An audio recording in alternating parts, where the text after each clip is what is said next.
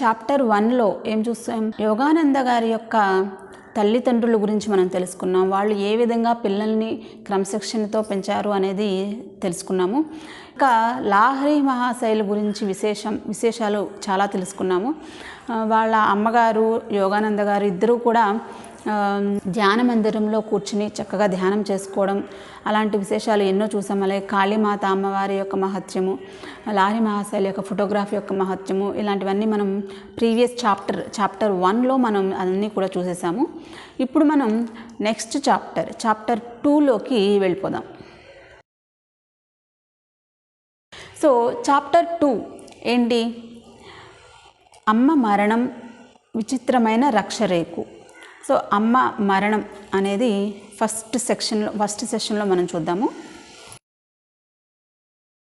యోగానంద గారు గోరఖ్పూర్లో, ఉత్తరప్రదేశ్లో ఉన్నటువంటి గోరఖ్పూర్లో జన్మించారు. అక్కడే 8 సంవత్సరాల పాటు ఉన్నట్లుగా ఆయన చెప్పడం జరిగింది.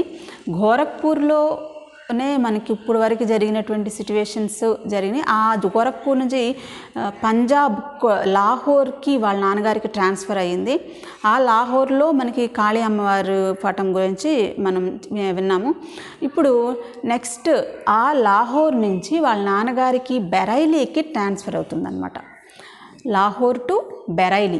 అది బెరైలీ ఉత్తరప్రదేశ్లో ఒక డిస్ట్రిక్ట్, అక్కడ ఉత్తరాఖండ్కి కొంచెం దగ్గరగా ఉంటుంది. ఆ బెరైలీ ప్రాంతానికి వాళ్ళ నాన్నగారికి, భగవతి బాబు గారికి ట్రాన్స్ఫర్, ఉద్యోగరీత్యా ఆయన ట్రాన్స్ఫర్ అయ్యింది. దానికి అక్కడికి బెరైలీకి కేవలం యోగానంద గారు వాళ్ళ నాన్నగారు వాళ్ళిద్దరు మాత్రమే వెళ్ళి అక్కడ స్టే చేయడం జరిగేదన్నమాట. అయితే వీళ్ళ ఫ్యామిలీ, వాళ్ళ అమ్మగారు, వీళ్ళ ఫ్యామిలీ అందరూ కూడా ఈ లాహోర్లో ఉండగా వాళ్ళు కొనుక్కున్నటువంటి, కలకత్తాలో వాళ్ళు కొనుక్కున్నటువంటి ఇంటిలోనే వీళ్ళందరూ ఫ్యామిలీ మాత్రం ఇక్కడే ఉన్నారు. కేవలం యోగానంద గారు వాళ్ళ నాన్నగారు మాత్రమే బెరైలీ వెళ్తారనమాట. అక్కడ వాళ్ళిద్దరూ ఉంటారు. ఇక్కడ వీళ్ళ ఫ్యామిలీ ఉన్నారు. వాళ్ళ అమ్మగారికి ఏంటంటే బాగా కోరికంట, విపరీతమైన కోరిక. ఏంటి అంటే ఆవిడ చనిపోయే లోపు వాళ్ళ పెద్ద అన్నయ్య అయినటువంటి అనంతుడి యొక్క పెళ్ళి చూడాలి, వాళ్ళ ఆవిడ మొహం చూడడమే నా జీవిత లక్ష్యం, అప్పుడే నాకు ఈ భూమి మీద స్వర్గం అని ఎప్పుడూ అంటూ ఉండేవాళ్ళంట. చిన్నప్పటి నుంచి వాళ్ళ అమ్మగారు అంటూ ఉండేవాళ్ళు. ఏమని? వాళ్ళ అన్నయ్య అనంతుడు. యాక్చువల్గా 8 మంది పిల్లలు చెప్పుకున్నాం కదా, అందులో పెద్ద అన్నయ్య పేరు అనంతుడు అనమాట. రమ అండ్ ఉమా వాళ్ళిద్దరూ కూడా అక్కలు. వాళ్ళ ఇక వీళ్ళిద్దరికీ ఆ టైంకి పెళ్ళిళ్ళు అయిపోయినాయి. ఎవరు? రమ, ఉమాకి పెళ్ళిళ్ళు అయిపోయినాయి. ఇప్పుడు అనంత అన్నయ్య, వాళ్ళ పెద్ద అన్నయ్య అయినటువంటి అనంత గారికి పెళ్లి కోసం వాళ్ళ అమ్మగారు పెళ్లి ఏర్పాట్లు చూశారు. పెళ్లి కూతురిని కూడా చూసేశారు. పెళ్లి ఏర్పాట్లు చాలా, ఎందుకంటే పెద్ద కొడుకు, ఇంట్లో పెద్ద కొడుకు కాబట్టి చాలా ఘనంగా చేద్దాము అని వీళ్ళందరూ కూడా ప్లాన్ చేసుకున్నారంట. చాలా అట్ట ముక్కలతో తయారు చేసిన పెద్ద పెద్ద ఏనుగులు, ఒంటెలు, అలాంటి వాటిని కూడా తయారు చేశారు. పురోహితులను పిలిపించడము, చుట్టాలందరినీ కూడా వారం ముందు నుంచే అందరూ ఇంటికి రావడము, భోజనాలు ఏర్పాట్లు వాళ్ళందరికీ చాలా హూందాగా అంతా కూడా ఆడంబరంగా జరుగుతున్న ఏర్పాట్లన్నీ కూడా. అది ఇక వీళ్ళేమో ఇక్కడ యోగానంద గారు అండ్ భగవతి బాబు గారు వాళ్ళ నాన్నగారు బెరైలీలోనే ఉన్నారు. వాళ్ళు ఏర్పాట్లన్నీ వాళ్ళ అమ్మగారు చూసుకుంటున్నారు. వద్దాము, హాలిడే లీవ్ పెట్టాలి కదా, సో లీవ్ చూసుకుని వద్దాము అని చెప్పేసి వాళ్ళు అనుకుంటున్నారు. వాళ్ళు కూడా చాలా ఉత్సాహంగా ఉన్నారనమాట. వెళ్ళి మ్యారేజ్లో అందరిని చుట్టాలను చూడాలి, ఆ మ్యారేజ్ ఫంక్షన్. ఎందుకంటే యోగానంద గారికి కూడా చాలా ఉత్సాహంగా ఉంది. ఆయన వాళ్ళ అక్క ఇద్దరు పెళ్ళిళ్ళు చూశారు. ఎంత బాగా జరుగుతుందో ఆయనకు తెలుసు, పెళ్ళి హడావిడి ఎలా ఉంటుందో. సో అందులో ఇన్వాల్వ్ అవ్వాలి, మళ్ళీ మన ఇంట్లో పెళ్ళి ఇన్వాల్వ్ అవ్వాలని ఆయనకు ఉత్సాహంగా ఉంది. సో వెళ్దామని చెప్పేసి వాళ్ళు అనుకుంటున్నారు. సో ఇదంతా జరుగుతూ ఉండగా ఒకరోజు అంటే కొన్నాళ్ళ ముందు, మ్యారేజ్ కొన్నాళ్ళ ముందు, కొన్ని 10 రోజుల ముందో వారం ముందో ఈయనకి ఒక కల వచ్చింది. ఎవరికి? మన యోగానంద గారికి. అర్ధరాత్రి పూట ఒకరోజు కల ఎలా అంటే జస్ట్ ఏదో కదిలినట్టు అనిపించిందంట. ఏంటో కదులుతుందని చెప్పేసి ఆయన కళ్ళు తెరిస్తే దోమతెర నుంచి ఇలా చూసినప్పుడు మామూలుగా వాళ్ళ నాన్న ఆయన ఇద్దరు పడుకుని ఉన్నారు, పక్కనే పడుకున్నారు. ఈయనకి స్వప్నంలోనే అట్లా అనిపించి ఏదో కదులుతున్నట్లుగా అనిపించి ఇలా చూశారనమాట. చూస్తే పడుకునే ఇలా చూసినప్పుడు దోమతెర మధ్యలో నుంచి వాళ్ళ అమ్మ ఆకారం బాగా స్పష్టంగా కనిపించిందంట. వాళ్ళ అమ్మ అక్కడ ఉంది, ఎదురుగుండా ఆయన ఎదురుగుండా ఉంది.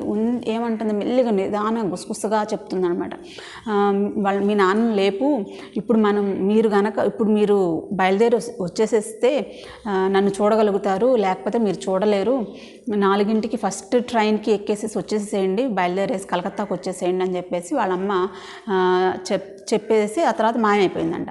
వెంటనే అర్ధరాత్రి వాళ్ళ నాన్న లేపి ఏడుస్తూ యోగానంద గారు, నాన్న అమ్మ చచ్చిపోతుంది, మనం వెళ్దాము కలకత్తా వెళ్దాం లెగు అని చెప్పేసి వాళ్ళ నాన్న లేపితే వాళ్ళ నాన్నేమో అదేం కాదురా, మీ అమ్మ చక్కగా ఉంది, ఏమీ నువ్వు భయపడొద్దు, ఎందుకు కంగారు పడుతుంది, అది కళ, నువ్వేమి భయపడ, మాకు పడుకో, మనం పొద్దున్నే ఏదైనా ఉంటే పొద్దున్నే చూసుకుందాము అని చెప్పేసి పడుకోబెట్టేశారు. అప్పటికీ యోగానంద గారు గట్టిగా, నాన్న ఖచ్చితంగా ఇప్పుడు వెళ్ళాల్సిందే, ఇప్పుడు కనుక నువ్వు రాలేదో నేను ఎప్పటికీ క్షమించును అని చెప్పేసి ఆయన గట్టిగా చెప్పారు. ఈసారి అట్లా అయిపోయింది. అప్పటికి యోగానంద గారికి 11 సంవత్సరాలు. సో 11 ఇయర్స్ బాబు కదా. సో పేరెంట్స్ ఏముంది అని నచ్చజెప్పి పడుకోబెట్టేస్తారు కదా. సో అలా పడుకున్నారు. పొద్దున్న లేచేసరికి వాళ్ళకి ఉత్తరం రానే వచ్చింది. ఏమని మెసేజ్, బాగలేదు, పెళ్ళి కూడా పోస్ట్ పోన్ అయిపోయింది, మీరు వెంటనే బయలుదేరి వచ్చేసేయండి కలకత్తాకి అని చెప్పేసి మెసేజ్ వచ్చింది. ఇక వాళ్ళకి గుండె ఆగిపోయిన పరిస్థితి అయిపోయింది అనమాట. ఇద్దరు గబగబా బయలుదేరేసేసి వెళ్ళిపోయి మధ్యలో ట్రైన్ ఒక ట్రైన్ దిగి ఇంకో ట్రైన్, వాళ్ళు ఎక్కడి నుంచి, మన ఉత్తరప్రదేశ్ నుంచి వెస్ట్ బెంగాల్, కలకత్తా వెస్ట్ బెంగాల్ వరకు రావాలి. సో మధ్యలో ఇంకో ట్రైన్ మారాల్సిన పరిస్థితి అనమాట. మారినప్పుడు అక్కడ వాళ్ళ ఒక మావయ్య ఎదురుపడి వాళ్ళ నాన్నతో మాట్లాడుతూ ఉన్నాడంట. ఈయనకి ట్రైను అలా వస్తుంటే ఆయనకి మైండ్ బ్లాంక్ అయిపోయి ఆ ట్రైన్కి పడిపోదామా, ఆ ట్రైన్కి వెళ్ళిపోయి ముందుగా మన ఆలోచనలు ఆయనకు వస్తున్నాయి యోగానంద గారికి. ఇంకా ఏంటంటే వాళ్ళ మావయ్యని చూసి అసలు అమ్మ ఉందా లేదా, అసలు ఇంకా ఉందా లేదా అని ఒక్క మాట అడుగుదాము అని చెప్పేసి అలా నిగ్రహించుకున్నాను అని చెప్పేసి చెప్తూ ఉంటారు. సో ఈయన వాళ్ళ మావయ్యని రాగానే వాళ్ళ మావయ్యతో అడుగుతాడు అనమాట, ఏమని, నా మావయ్య అమ్మ ఎలా ఉందా, ఇంకా బ్రతికే ఉందండి. అరే ఎందుకు లేదురా, బాగానే ఉంది, అమ్మకేంటి బాగుంది అని చెప్పేసి చెప్పారంట. అంటే చిన్నపిల్లవాడిని ఎందుకు ఇప్పుడే భయపడ్డామని చెప్పి అట్లా చెప్పడం జరిగింది. ఈయనకైతే స్పష్టంగా తెలిసిపోతుంది మావయ్య అబద్ధం చెప్తున్నాడని చెప్పేసి ఈయనకి తెలుస్తుంది ఆయన మాటల్లో, కళ్ళల్లో.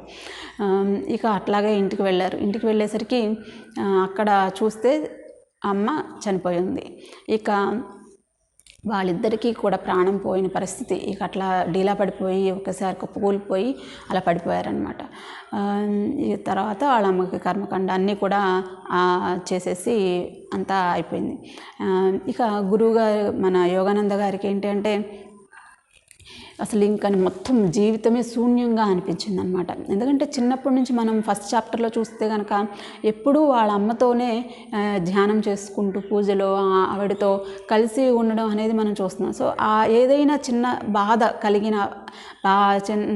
కలిగినప్పుడల్లా వాళ్ళ అమ్మగారి దగ్గరికి వెళ్ళి ఆ బాధను పోగొట్టుకోవడానికి వాళ్ళ అమ్మ ఒక్కటే ఆయనకున్నటువంటి అవకాశం అనమాట.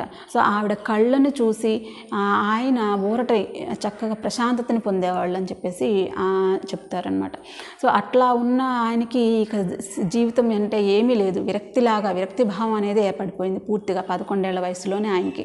సో దాంతో ఇక ధ్యానంలో ఎప్పుడు అలా ఏడుస్తూ బాధపడుతూ ఆ విరక్తి భావంతోనే ఆయన చివరికి ఆ భావాలతో ఆయనకి జగన్మాత యొక్క పిలుపు ఆయనకి వినిపించింది. ధ్యానంలో స్వరం జగన్మాత మాట్లాడిందనమాట. ఆయన భావాలు జగన్మాతతో మాట్లాడించిందనమాట. ఆ జగన్మాత ఏమని పిలిచింది, ఏమని చెప్పిందంటే ఆయనతో ఆ స్వరం ధ్యానం చేస్తున్నప్పుడు ఆయన జగన్మాత స్వరం ఒకటి వినిపించింది. ఏమని అంటే, ఎందుకు ముకుందా ఎంత బాధపడతావు, ప్రతి తల్లిలో ఉన్నది ఎవరు, నేను ప్రతి తల్లిలోనూ ఉండి అందరి పిల్లల్ని చూసుకుంటున్నాను, నువ్వు నా కళ్ళల్లో మీ అమ్మ కళ్ళని చూసుకో అని చెప్పేసి జగన్మాత చెప్పడంతో ఆయనకి కొంచెం రిలాక్స్ అనేది అనిపించి ఇక ఆయన వాళ్ళ అమ్మని జగన్మాతలో చూసుకోవడం మొదలుపెట్టారనమాట.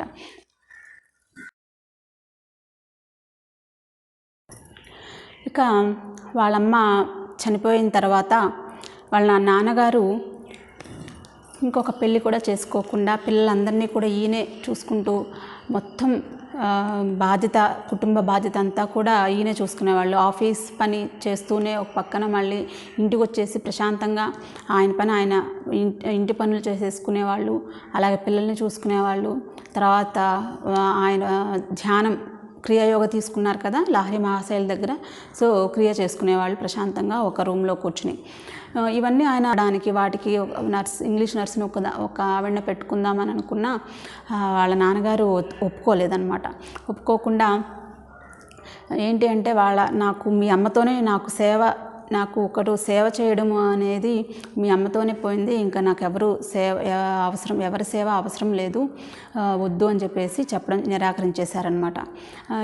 అంతకుముందు మనకు తెలుసు ఎట్లా ఉండేవాళ్ళు వాళ్ళ నాన్నగారు, ఎంత స్ట్రిక్ట్గా ఉండేవాళ్ళు క్రమశిక్షణతో.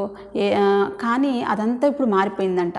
వాళ్ళమ్మ చనిపోవడంతో వీళ్ళ నాన్నగారు బిహేవియర్ పూర్తిగా మారిపోయి పిల్లలందరితో చాలా చనువుగా చాలా మంచిగా మాట్లాడడము, దగ్గరకు తీసుకోవడము అనేది జరిగేదంట.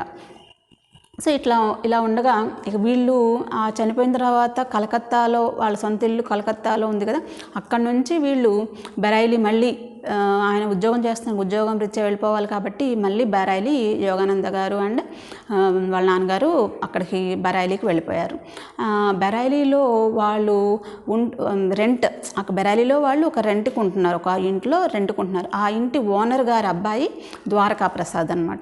సో ఆ పిల్లవాడితో మన యోగానంద గారు కొంచెం చనువు, అంటే ఫ్రెండ్స్, ఇంటి పక్కన ఫ్రెండ్ లాగా అట్లా మనకి ఫ్రెండ్స్ లాగా అతను ద్వారకా ప్రసాద్ ఉండేవాళ్ళు. ఎప్పుడు ఆయనతో కొద్దిగా షేర్ చేసుకుంటూ ఉండేవాళ్ళు అనమాట. మన యోగానంద గారు ద్వారకా ప్రసాద్తో తన ఆలోచనలు భావాలు షేర్ చేస్తూ ఉండేవాడు. అక్కడే వాళ్ళ ఇంటికి సేవలి వృక్షం, ఒక పెద్ద వృక్షం అనేది ఉండేదన్నమాట. ఆ వృక్షం దగ్గరికి వెళ్ళి చక్కగా ఆ వృక్షాన్ని చూస్తూ ఆ చెట్టు కింద కూర్చుని కాసేపు ఆ చెట్టుతో మాట్లాడి, ఆ తెల్లటి పూలు ఉండే ఆ పూలని మొత్తం చూసి, ఇక్కడ ఆయనకి కవితలు కూడా వచ్చేసాయి ఆ టైంకి. తెల్లటి పూలు భూమిని హత్తుకుంటున్నాయి, భగవంతుడిలో మనం ఏకమైపోయినట్లుగా అనిపించేది. ఇట్లా కవితలు కూడా ఆయన చెప్పుకునేవాళ్ళంట ఒక్కళ్ళే కూర్చుని ఆ చెట్టు కింద. సో అట్లా వాళ్ళ అమ్మగారి ఆలోచన నుంచి మెల్లిమెల్లిగా బయటపడుతున్న టైంలో వాళ్ళ ఇంటికి, బెరారీలో ఉన్న వాళ్ళ ఇంటికి వీళ్ళ రిలేటివ్స్ ఒక అతను చాలా పుణ్యక్షేత్రాలన్నీ దర్శించుకుని హిమాలయాల దగ్గరకు కూడా వెళ్ళి హిమాలయాల నుంచి వీళ్ళ దగ్గరికి వచ్చారనమాట. వీళ్ళ దగ్గరికి వచ్చేసి యోగానంద గారికి వీళ్ళకి చక్కగా అక్కడ విశేషాలన్నీ చెప్తున్నారు. హిమాలయాల్లో ఎలా ఉంది, అక్కడ మునులు ఎలా ఉన్నారు, ఏంటి ఆ విశేషాలన్నీ చెప్తూ ఉంటుంటే యోగానంద గారికి చాలా ఇంట్రెస్ట్తో ఆయన చెప్పే మాటలన్నీ కూడా విన్నారంట. విని ఆ తర్వాత ఆయన ఆలోచన ఏమనిపించింది, నేను హిమాలయాలకు వెళ్ళిపోతాను, హిమాలయాల్లోకి పారిపోతాను అని చెప్పేసి చెప్పారంట. చెప్తే ద్వారకా ప్రసాద్ ఏమో వాళ్ళ నాన్నగారికి కాదు కానీ వాళ్ళ అన్నయ్య చూడడానికి వస్తే వాళ్ళ అన్నయ్యతో పెద్దన్నయ్య అనంతుడు ఉన్నాడు కదా, అదే మనం అతనికి మ్యారేజ్ గురించే కదా మనం అనుకున్నాం లాస్ట్ సెషన్లో. సో ఆ అనంతుడు వాళ్ళ కుందుడిని అండ్ వాళ్ళ నాన్నగారిని చూడడానికి వచ్చినప్పుడు అతనితో ఈ ద్వారకా ప్రసాద్ ఇట్లాగూ మీ ముకుందుడు హిమాలయాలకు పారిపోతా అంటున్నాడు అని చెప్పేసి చెప్తే వీళ్ళ అన్నయ్య ఏమో ఏంట్రా ఊరికే ఏదో సిల్లీగా ఏదో అన్నాడులే అని చెప్పేసి వదిలేలా. ఇతను పదే ఏమని అంటున్నాడు అనంతుడు, ఏరా నీవేంటి హిమాలయాలకు వెళ్ళిపోతావా, హిమాలయాలు ఏది నీ కాషాయ వస్త్రం ఏది, నీ డ్రెస్ ఏది అని చెప్పేసి ఎగతాళిగా ఇప్పుడు చేస్తూ ఉంటారు. ఆ ఎగతాళి చేయడమే ఈయనకి ఇంకా బలం పెరిగింది. పూర్వజన్మ జ్ఞాపకాలు కొన్ని గుర్తు చేయంట. ఏమని ఆయన కాషాయ వస్త్రాలు వేసుకుని మొత్తం ప్రచారం చేస్తున్నట్లుగా ఆయనకు అనిపించేది. ఇంత ఈజీగా కాషాయ వస్త్రం నేను వేసేసుకోగలను అన్న ఆలోచనలు ఆయనకి అనిపించేదన్నమాట. సో ఆ విధంగా వైపుకి ఒకసారి ఇలాగ కూర్చుని ఆలోచిస్తూ ఉండగా ఆయనకి ద్వారకా ప్రసాద్ ఉన్నాడు. ద్వారకా ప్రసాద్తో మాట్లాడుతూ ఉంటేనే మధ్యలో భగవంతుడి యొక్క ప్రేమానుభూతిని ఆయన పొందగలిగారనమాట. అలా అనిపించింది. ఆ ప్రేమ భావం ఉప్పొంగిపోయేసరికి వెంటనే ఆయన ఒక నిర్ణయం ద్వారకా ప్రసాద్తో కూడా అన్నారు. ఏమని, నేను నైనిటాల్ వెళ్ళిపోతాను, హిమాలయాల దగ్గరికి మళ్ళీ వెళ్ళిపోతానని చెప్పేసి చెప్పడం జరిగింది. కానీ ఈసారి ద్వారకాప్రసాద్ ఈజీగా తీసుకుని అసలు ఏమి విన్నట్టుగానే ఉండి అలా వదిలేశాడంట. కానీ నిజంగా మన యోగానంద గారు నైనిటాల్, అది ఎక్కడంటే ఇప్పుడు వీళ్ళు బెరైలీలో ఉన్నారు, ఉత్తరప్రదేశ్లో,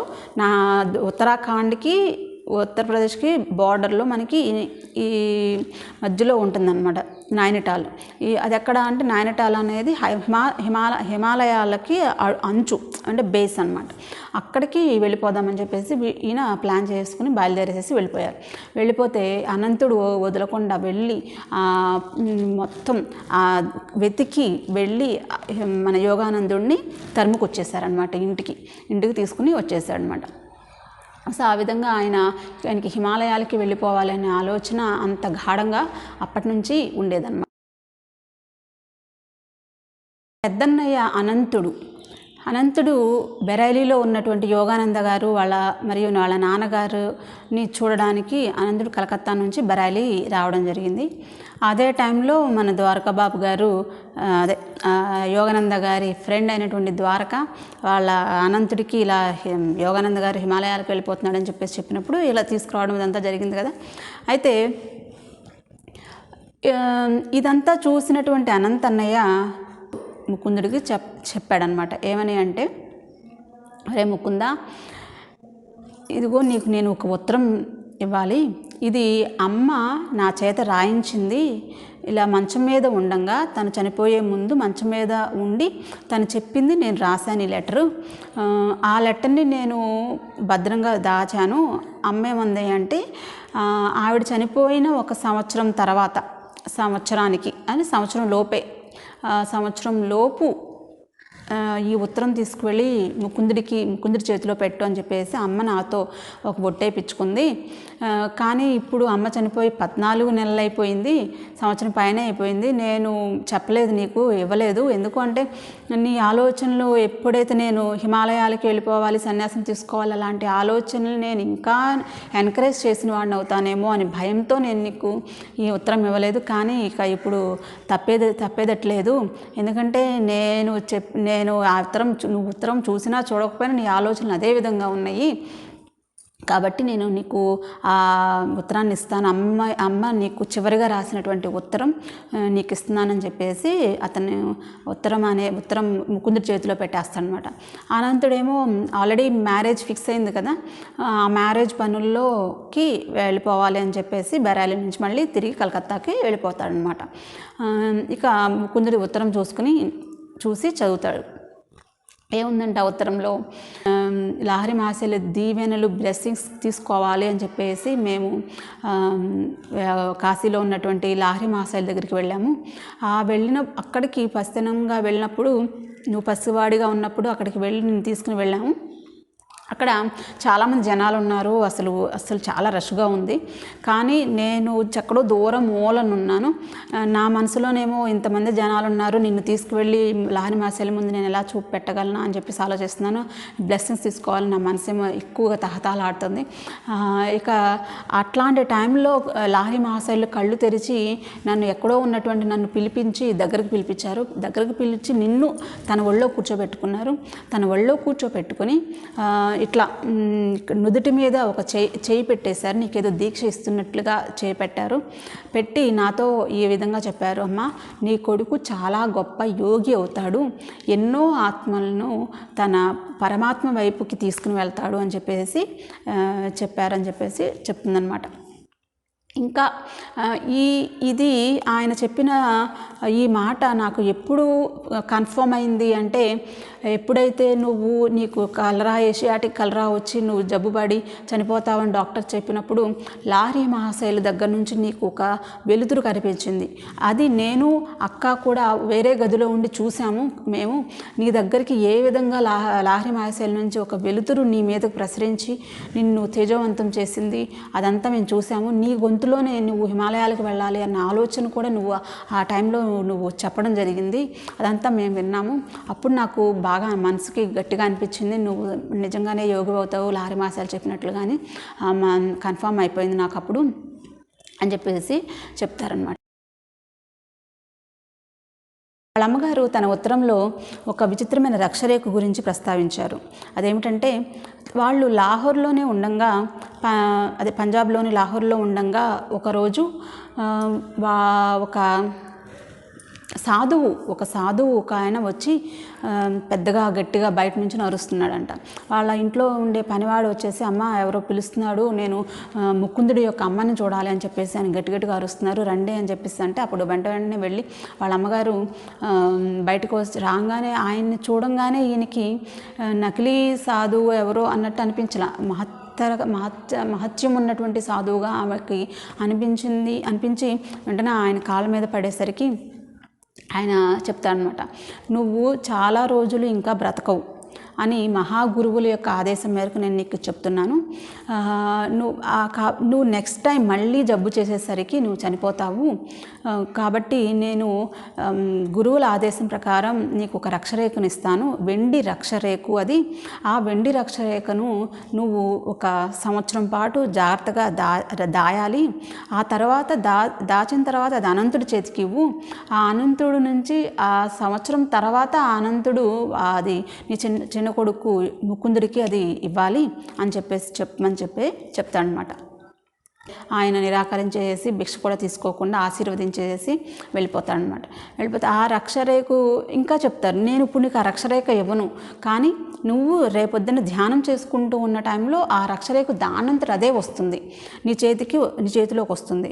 అప్పుడు దాన్ని నువ్వు దాచి సంవత్సరం 1-2 సంవత్సరాల పాటు నువ్వు దాచి నువ్వు చనిపోయే టైంకి అనంతుడికి ఇవ్వు, ఆ అనంతుడు యోగానందకి ఇవ్వాలి, ముకుందుడికి ఇవ్వాలి అని చెప్పేసి చెప్తాడనమాట.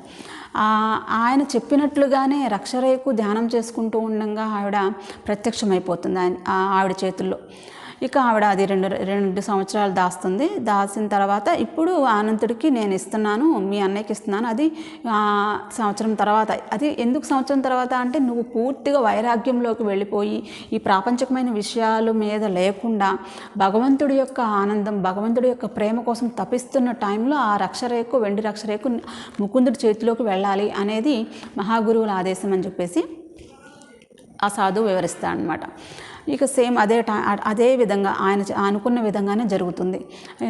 మన ముకుందుడు కూడా హిమాలయాలకు వెళ్ళిపోదాము అన్న ఆలోచనలో ఉన్నాడు, భగవంతుడి యొక్క అన్వేషణలో ఉన్నాడు, భగవంతుడి కోసం ప్రేమను వ్యక్తపరుస్తున్నాడు. ఆ టైంలో అనంతుడు ఇక తప్పేది లేక ముకుందుడి చేతిలో పెట్టేశాడు. అప్పుడు ఆ రక్షరేఖ మన యోగానంద గారి చేతిలోకి వచ్చిందనమాట. ఇక యోగానంద గారు ఆ రక్షరేఖను గమనిస్తే ఆ రక్షరేఖ చాలా విచిత్రంగా ఉంది, గుండ్రంగా, చాలా అక్షరాలు కూడా దాని మీద కొన్ని సంలిపిలో అక్షరాలు కూడా చెక్కేసి ఉన్నాయి. ఆ రక్షరేఖ ఏ విధంగా అయితే తన చేతిలోకి వస్తుందో అదేవిధంగా ఒక అనుకూలమైన పరిస్థితుల్లో తనంతట అదే మాయమైపోతుంది అని చెప్తాడనమాట సాధువు. అదే ఇప్పుడు ఈ రక్షరేఖ గురించి మనకి ఈ అధ్యాయంలో పూర్తిగా ఇంకా దాని యొక్క మహిమ గురించి మనకి మన యోగానంద గారు ప్రస్తావించలేదు. నెక్స్ట్ వచ్చే అధ్యాయాల్లో రక్షరేఖ గురించి ఇంకా వివరిస్తారని చెప్పేసి మనకి చెప్పారు. సో అదండి ఇవాల్టి చాప్టర్. పూర్తిగా మనకి అయిపోయింది ఈ చాప్టర్. మా అమ్మ మరణము, అలాగే విచిత్రమైన రక్షరేఖ గురించి మీకు నచ్చిందని అనుకుంటున్నాను, అర్థమైందా అని అనుకుంటున్నాను. Please like, share and comment and don't forget to subscribe. Thank you. Next వీడియోలో నెక్స్ట్ చాప్టర్తో వచ్చేసేద్దాం. Thank you.